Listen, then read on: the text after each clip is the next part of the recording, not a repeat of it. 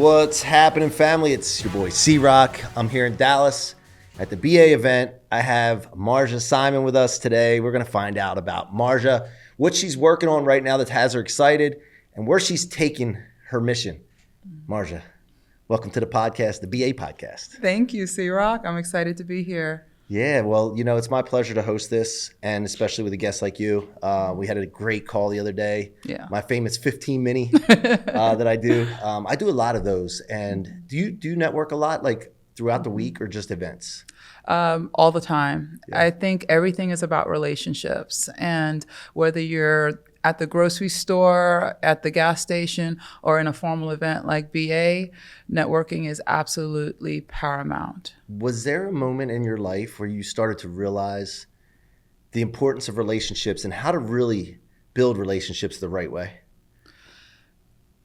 No, I think it was something that was a gradual learning experience. You know, everything that I've ever done in my life, I mean, none of us do anything alone. You know, anyone who says, yeah, I've built myself up myself, I've done it all myself, they lie about other things too. Yep. You know, it's everything has been my teachers, my coaches, my parents, friends on a like trajectory. And then as I got older, it became more formalized. And so intentionally looking for masterminds of like-minded individuals, like here at BA.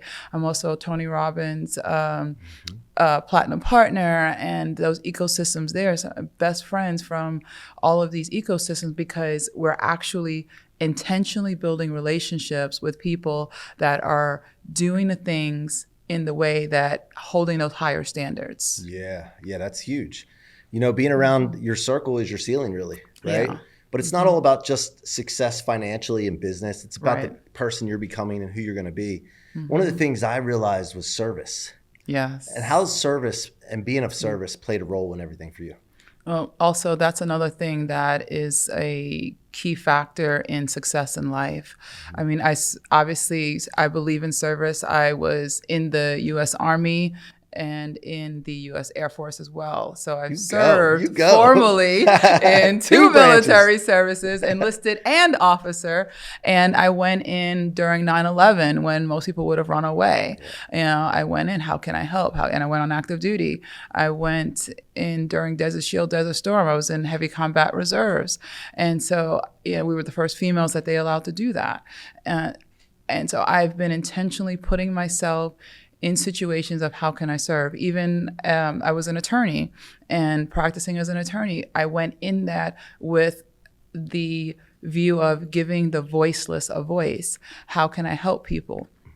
And I'm very good at what I do.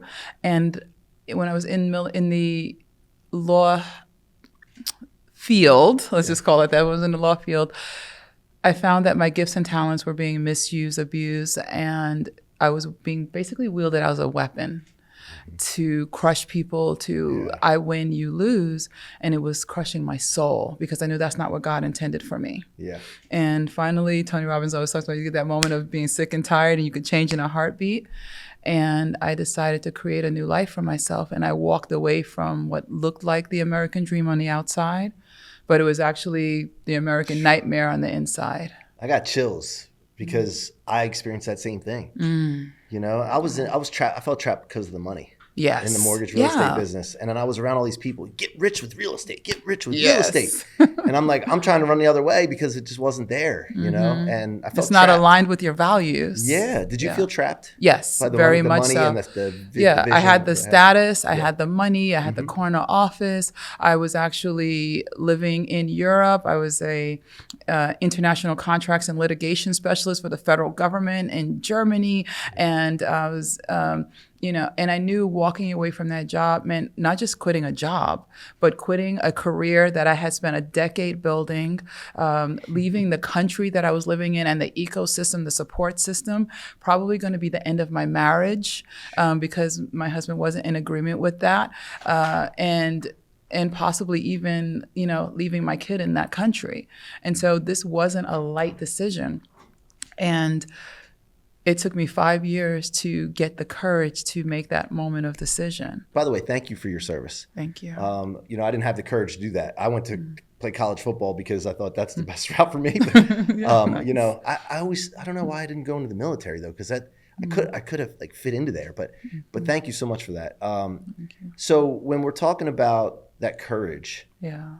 you know, you don't know that you would have had the courage to make the decision when you did to leave that field if you didn't have the prior service and show courage going into the service. 2 branches, by the way. Yeah. You know, so did you feel like you built upon that as you've been through these different things?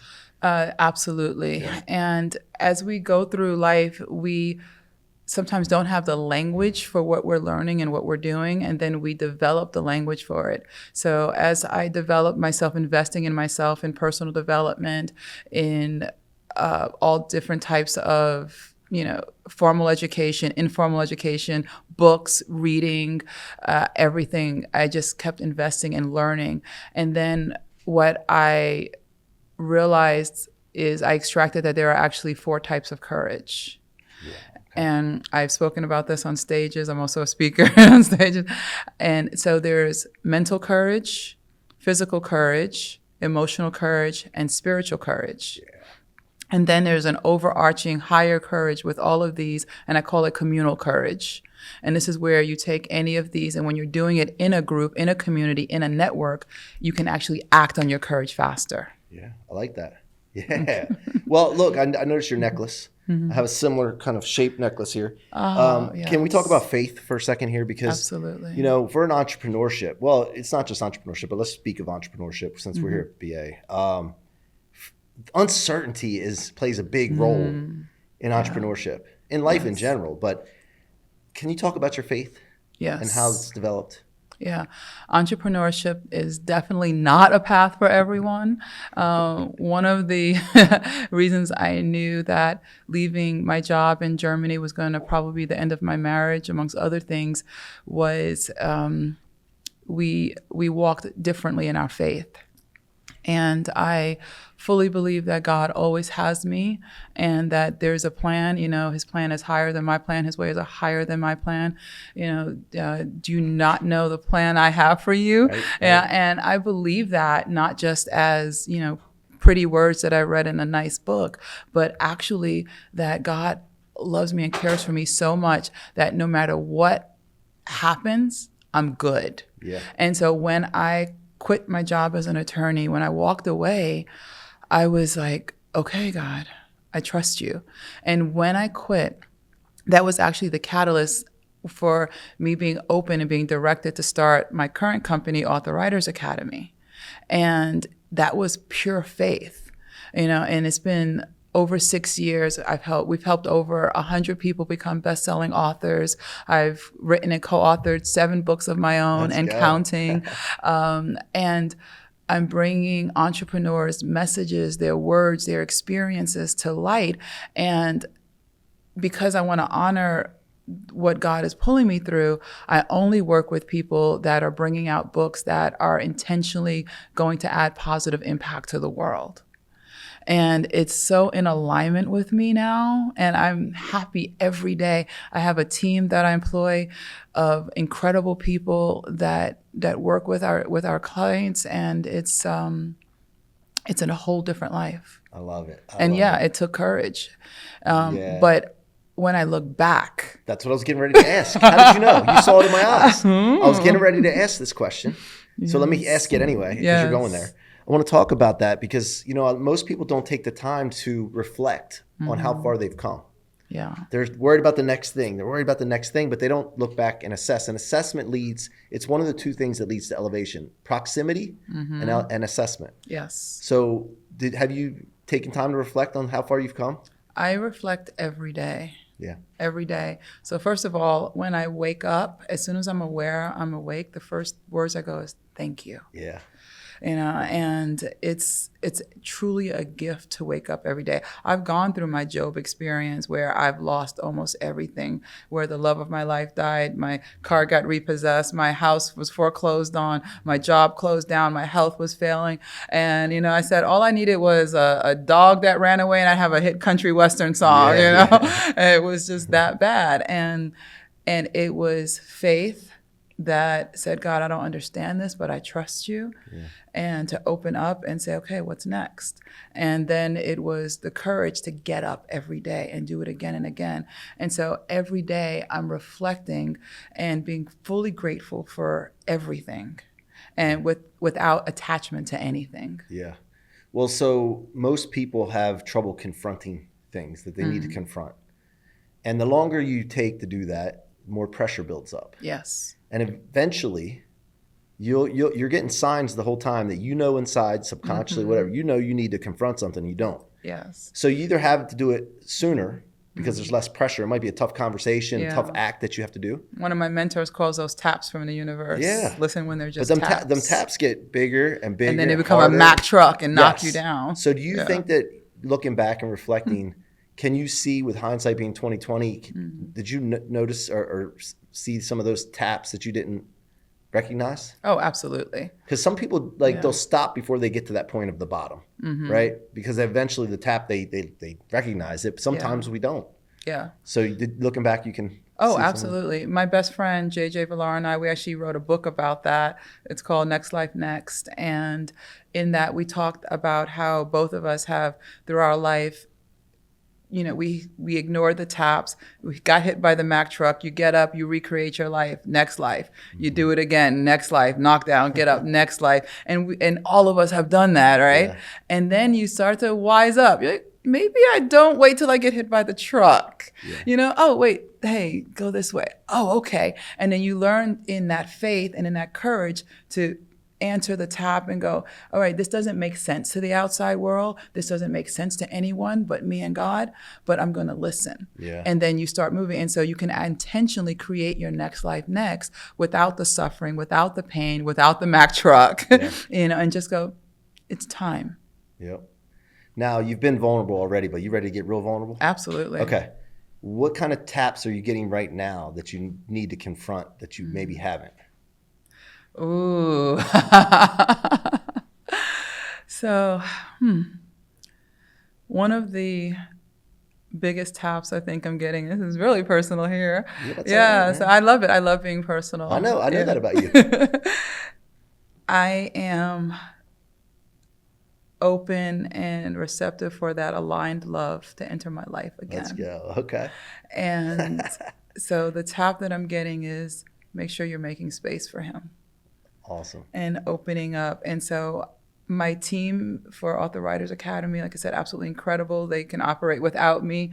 And so I'm pulling back more and more. And they have the realm and they've been doing an incredible job. And I'm speaking on more stages and writing my books and, being open and vulnerable and ready for the man who is ready to co-walk life with me and me with him and co-create at this exceptional level. And so the tap that I'm getting is pay attention. I love it. All right. Well, let's see. Because, the audience, he may be in the audience, right? Oh. So intention, obviously, intention is important, yes, right? Because it gives our attention direction. Mm-hmm. So what kind of boxes does that person need to check? Yeah.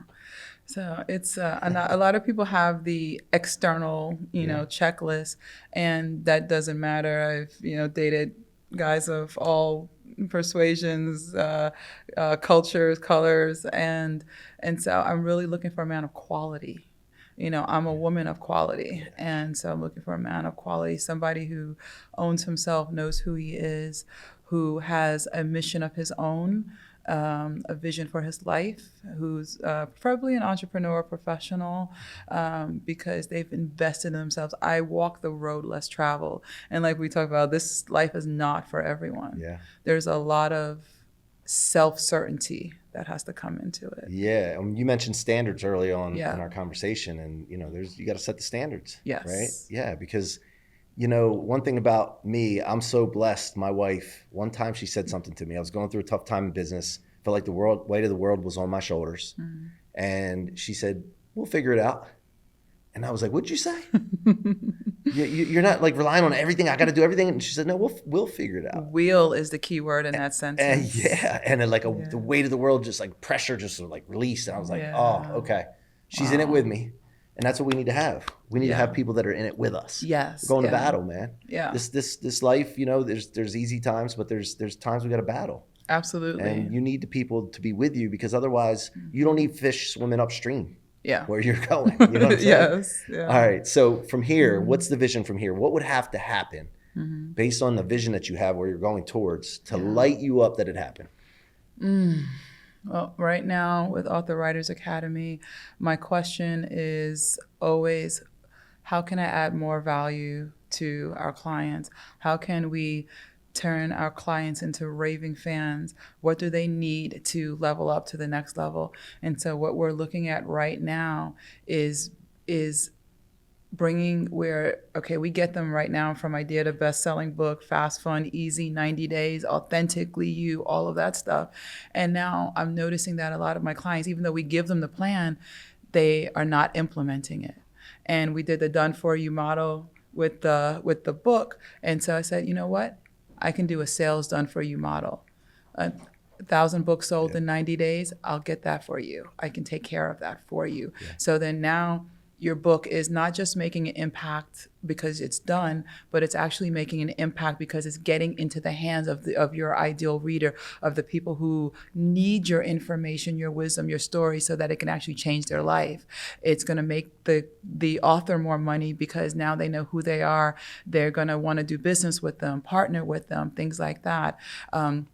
And they're going to truly leave a legacy in the world, not just for their family, but for generations of other people's family. Yep. So people write books for those three reasons: to make more money, to make an impact today, and to leave a legacy. Yeah. And so I'm looking, that's going to light me up. I love when I see people win. Yeah. I just, I was just last week at Tony Robbins Business Mastery helping to facilitate that. I'm one of the trainers there.